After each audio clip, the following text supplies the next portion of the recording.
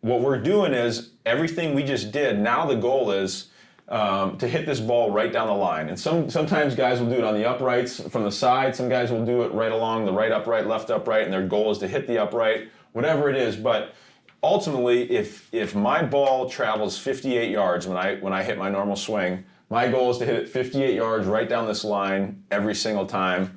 Right, and so here is kind of that next progression. I'm not worried about making or missing the kick. I'm not worried about being on the uprights. I'm going to come over to the sideline here, and my goal is to hit this thing right down the line. Boom. Right, and come to balance. He ends up about 3 feet off the line right there. But and I come back to now you're ready. Okay, you did hit it off the line. You went through that full progression. Now we're ready to jump on the uprights. Okay, and I should talk about this here a little bit. So let's go back to when we get into more of just pure mechanics of field goal kicking. Okay, so we took our steps, right? So here's the next part of this when we talk about taking our steps. Okay, so let's pretend now, you saw him walk straight back and go over to 90-degree angle. The reason we go at a 90-degree angle is that we are efficient in everything we're doing. We're trying to make sure we have that exact same spot every time, okay? Now, when we are on, this would be us on the left hash, okay? So the uprights are over here. He's on the left hash. He's walking his steps straight back, okay? He's walking his steps straight back. And now he's going to go over to 90-degree angle. And that gets him to, like we talked about, that 100 inches. That should be 100 inches every single time. So when guys say, Coach, I'm not as good on the left hash or I'm not as good on the right hash, you have to understand every kick is a straight kick. It doesn't matter where you are on the field, left hash, right hash. If you are taking your step straight back and you're going over a 90-degree angle and you are getting to that 100-inch mark or whatever that is, for some guys, maybe a taller kicker might be at 120 inch, whatever it is, it should be the same thing the same way every single time, okay? Now you take the next one. Here's an example of him making sure that you're seeing that 90 degrees, okay? And how I encourage these guys to do it is think about your shoulders. When you're lined up right here, okay, when he comes to balance, think about just following your shoulders straight over a 90-degree angle. Okay, so that's that left hash. Now, here we are on the right hash. Okay, so now he's walking, and that line should be right down the middle of the uprights, right? Assuming there's no wind or we're indoors or whatever. If there's a big wind, obviously we might be adjusting a little bit. But here he is. Okay, so he's on the right hash. He's walking his steps straight back. We go over to a 90-degree angle right here. He comes to balance. Boom. This should be 100 inches again.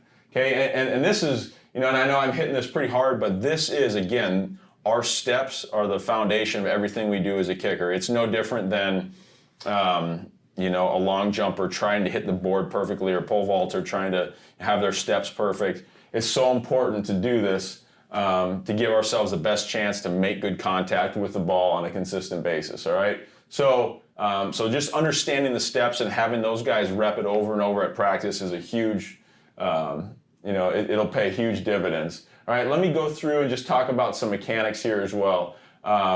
Starting here. So once guys get to that spot, all right, we're talking about our steps. They get to this spot. I tell guys to be in kind of a comfortable but attacking position. We don't want to be sitting back too much because we have to have a decent get-off time, right? Our goal is to be just a tick under 1.3. If we're in the 1.28 range, 1.27, we're feeling pretty good. I don't like guys getting in, once they get into the 1.1s, 1.18, 1.15, I think you're now as a kicker giving yourself a higher difficulty of kick, right? Like if our protection is good, as long as our protection is sound, realistically we can be in the mid 1.3s, even high 1.3s at time and be fine, right?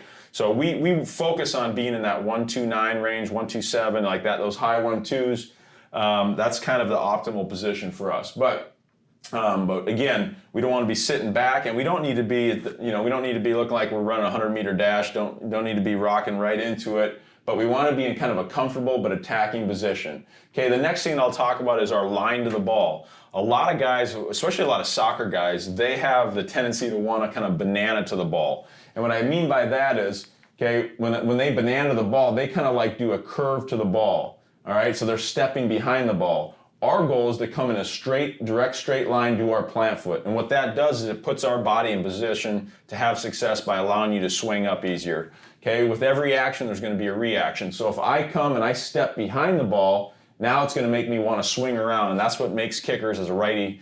That would make you pull the ball to the left, all right? So you see him right here. He's got a great line to the ball. And a good way to see this when you're filming, I always film, a lot of times I'll film when I'm looking at mechanics from this angle. And this angle, what this does is it allows me to see his line to the ball. If this foot is behind the ball, he's more than likely going to be swinging around, okay? But he does a good job. You can totally see his foot in the picture here, okay? And then you see him get in here, nice deep plant foot. So that would be the next thing we talk about. Most guys are about a foot from the ball here. If he stopped himself right here, this would be about from his plant foot to the ball is about a foot. Right? And again, it's going to be a little bit different depending on the angle that you're coming in. So guys that are a little bit narrower to the ball are going to be a little bit different than guys that have a wider approach. All right, here's the key now. Guys that are kicking off the ground, your plant foot depth is going to be different than guys that are kicking off the block. All right, a lot of guys in high school are kicking off there's a 2-inch block and there's a 1-inch block. There's some smaller ones, some 1/2 inch even. But depending on which block you're on, the depth of your plant foot is going to be different, all right? Off the ground, you see his heel even with the ball, all right? Because the reason we do that, and I should start this way, okay? Off the 2-inch block, your toe is about even with the ball. And the reason for that is we're actually hitting the ball on the upswing, much like in golf with a driver. You got the tee, then the ball's sitting up, and now we can actually hit the ball on the upswing, all right?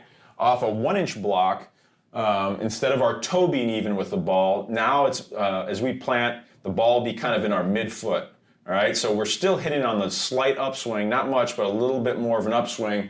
When we are off the ground, which in college or in the NFL, the next level, now your heel is even with the ball. We can't hit the ball with an upswing because the ground's in the way, right? So we're actually coming down on top of the ball, and that's what makes the ball jump up for height. So you see him right here. Okay, the next thing that I would talk about is this. Guys will ask, well, what should my angle of my foot be like? Again, there's no right way to do it. And I'll say this, the flatter you are, okay, the flatter your foot is, the more surface area there's going to be, so you're probably going to be more accurate. But then you're also using more of your groin, so not quite as, probably not quite as strong as if you turn your foot over. Now, Colin here, I'm trying to get a frame here that really shows it to you, but he turns his foot over pretty good. All right, and really when you do that, you have a little bit less surface area, so you might be giving away a little bit from a consistency standpoint or from an accuracy standpoint, but you're activating more quad, which should give you a little bit more strength, a little bit more